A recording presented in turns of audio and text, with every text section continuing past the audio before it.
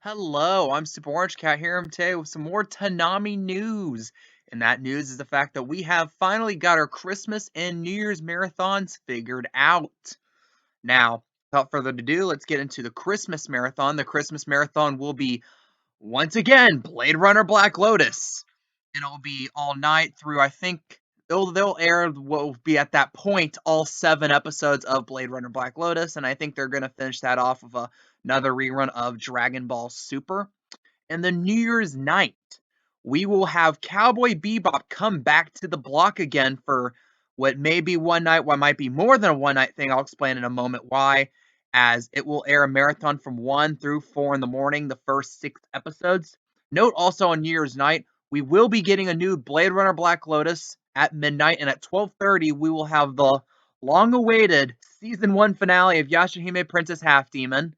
Because if you were paying attention to Toonami a couple nights ago, they did not air it.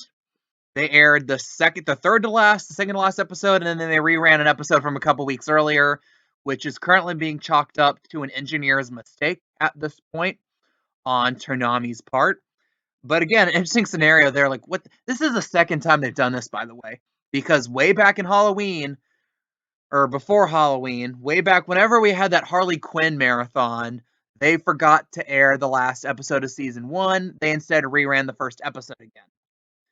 So it's like the epitome of that Doofenshmirtz meme from not Rick and Morty, from Phineas and Ferb, that was like, if I had a nickel for every time that happened, I would have 2 nickels, which isn't a lot, but it's pretty weird that it's happened twice. That's what it really feels like. But again, that long-awaited episode will be airing New Year's night at 12:30 in the morning. So, some of my commentary about this, you know what I'm gonna say about Blade Runner Black Lotus running another fucking marathon. It's just so damn tiring at this point. And I'm naive because I straight up said in last video, like, yeah, I know they've been promoting Blade Runner Black Lotus, but they're not gonna have another marathon. I was horribly wrong. And let me think. I'm thinking back. We had a marathon on Black Friday. We had a marathon on December 4th, and we're having this marathon. I feel like there's another marathon or two I'm missing in there, but really the fact we have like what 3, 4 marathons in barely more than a 1 month span indicates how absolutely desperate Warner Media is throwing this product out there, praying it does well. Because outside of one random week where it got a 0.15, it has been terrible on the ratings. And that 0.15 is arguably not even a good rating either. For the most part, this is at best just equaling the numbers Phantom Pirate Princess got. Phantom Pirate Princess, which I think in retrospect many people are already starting to chalk up as more of a failure on Warner Media's part. So again, the 2 originals for this year look like they're going to be failures. And not just that, Crunchyroll originals, what the hell's going on there? Look, and everyone likes to just sit back and shit, rightfully so, on something like High Guardian Spice. Honestly, like, I thought it's a funny thing. Everyone's like, "Oh, it's gonna be so woke." Being woke became the least of its problems. I have not heard voice acting that bad since porn, and that's just the thing. But again, I'm gonna start going into a rant about Crunchyroll originals. Just remember that X Arm's also a Crunchyroll original there. But holy god, they're just desperate for Blade Runner Black Lotus to do well. That's it. People are gonna be like, "Oh, maybe this." No, that's what it is. They threw all this money into it. They are praying it does well. And right now, the odds of it doing well get lower and lower over time as we do not see anything like a miraculous increase in ratings. Critical reception has been mixed at best, and the audience reception has also been pretty mixed at best. Which you can honestly, Phantom Pirate Princess wasn't a higher pedestal. Phantom Pirate Princess was ranked, I think, yesterday by Kotaku, which honestly is a pretty shitty journalist, pretty shitty site, but like, people give it credence for some reason. It was ranked a part of their top 11 anime of 2021.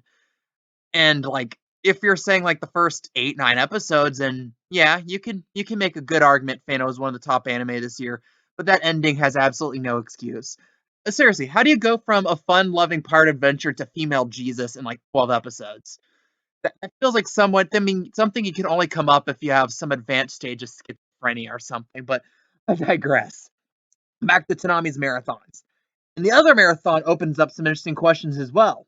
we're getting a Cowboy Bebop marathon, of course, after a new Blade Runner Black Lotus and us finally getting the final episode of season 1 of Yashahime, a Cowboy Bebop marathon, which I thought was just them kind of trying to grab the coattails of the Netflix series that aired and already announced it's been canceled after one season, which makes me wonder how long was the idea of this being a marathon in the works.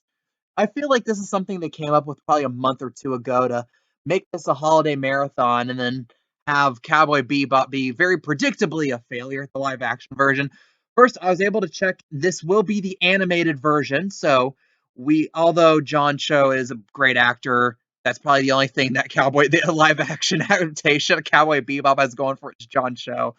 Other than that, it's just yeah, but at least we're getting the animated version, the version from I think 1999, I think was the year that it first aired. So we're getting that, the first 6 episodes of it. And I think someone asked Jason DeMarco online about what does this mean because there is questions about whether or not Toonami had the rights to air Cowboy Bebop because a lot of people thought, oh, Netflix probably has full rights to the anime as well. And I know that the streaming rights to the sub currently belong to Tubi, which is an interesting fun fact there. And I guess Toonami at least has the rights to at least physically put it on TV. And someone asked Jason DeMarco about it, and he strongly implied that we might be seeing the rest of the season, the rest of the series of Cowboy Bebop on the block too, which is a strong indicator showing his hand that Cowboy Bebop probably will be entering the schedule in 2022 as of towards the back of the block rerun, which is one of the worst case scenarios one can really imagine here. A lot of people talking about Attack on Titan season 4.5. Some people still holding out hope on Demon Slayer. Some people holding out hope on Mob Psycho season 2. Some people holding out hope on Assassin's Classroom season 2, on Megalobox season 2, and on Jujutsu Kaisen. Titles that reasonably on paper Toonami should plausibly get, or even that second season of SSSS Gridman being a possibility. At this time, that hasn't materialized. I expect one or two of those titles gets announced sometime, perhaps in a week or so, perhaps early in 2022. You gotta imagine at least Assassination Classroom Season 2 is gonna end up on Toonami. And then maybe I'm willing to see we'll get more of a lower expectation one like Megalobox Season 2, the second season or the continuation of SSS Gridman or possibly something like Lupin the Third Part 6 maybe gets on the block.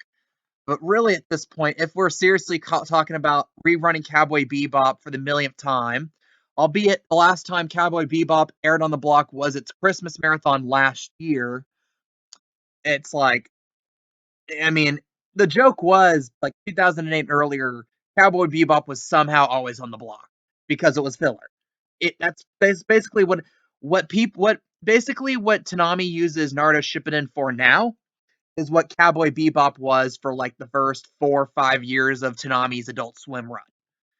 And that's something to keep interested too. And that also served as a filler along with something like Fooly Cooly did back in the Adult Swim action days as well.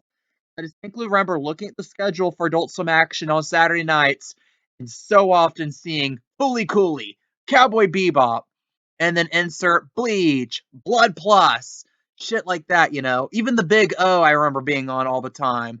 Outlaw Star, stuff like that. And a lot of them felt like they were just kind of on forever. Oh, another one. Erica 7. That was always on the block. And I think Jason DeMarco went out and said, like, yeah, we're not getting Erica 7 ever again. Erica 7's an interesting anime to analyze. Like, a lot of people talk about, like, the popular anime, people have, like, very strong opinions about. Holy shit, people have a mixed bag of opinions on Erica 7. Some people say it made their childhood. Some people said it's the worst anime that's ever existed. Of course, I'm one of the few people right in the middle on that one because it's a type of anime. Growing up, I thought Renton was fucking awesome. I watch it a few years later, and God, I fucking hate Renton. Everything else is fine, but that kid, and I know it sucks because that's the main character and shit. But like, yeah. Again, enough about Erica 7 for a while. Back to Toonami, wrapping things up. Christmas night, we get gifted more Cole. By Cole, I mean Blade Runner Black Lotus. And on New Year's night, no, this is not New Year's Eve going to New Year's. This is the night of January 1st going to January 2nd. We get a marathon of the first 6 episodes of Cowboy Bebop. Preceding that, we get the 8th episode of Blade Runner Black Lotus and the 24th episode of Yachty Princess Half Demon. What do you guys think about this marathons? Leave your comments, leave your opinions down below. Do you have any explosive opinions about Erica 7? I'm Super Orange Cat, and that is all.